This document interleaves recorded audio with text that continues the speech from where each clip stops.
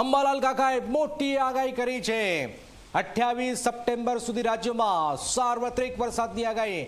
દક્ષિણ ગુજરાતમાં ભારે વરસાદ પડવાની આગાહી। દક્ષિણ ગુજરાતમાં 1 ઇંચ કરતાં પણ વધુ વરસાદ પડી શકે છે। સૌરાષ્ટ્રના કેટલાક ભાગોમાં પણ વરસાદ પડી શકે છે। ત્યારે મધ્ય ગુજરાતમાં પણ વરસાદ પડવાની આગાહી કરવામાં આવી છે। અમદાવાદ અને ગાંધીનગરમાં પણ વરસાદ પડશે।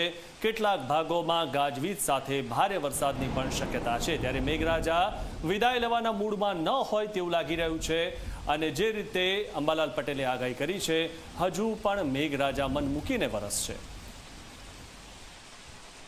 હાલ નવરાત્રીનો પર્વ શરૂ થઈ રહ્યો છે ત્યારે તારીખ 25 સુધીમાં રાજ્યના ભિન્ન ભિન્ન ભાગમાં વરસાદ થવાની શક્યતા રહેશે। લગભગ મધ્ય ગુજરાતના ભાગમાં પણ વરસાદ થવાની શક્યતા રહેશે। દક્ષિણ ગુજરાતના ભાગમાં વધુ વરસાદ થવાની શક્યતા રહેશે। સૌરાષ્ટ્રના કેટલાક ભાગમાં વધુ વરસાદ થવાની શક્યતા રહેશે કે કોઈ ભાગમાં 1 ઇંચથી વધુ વરસાદ થવાની શક્યતા રહેશે।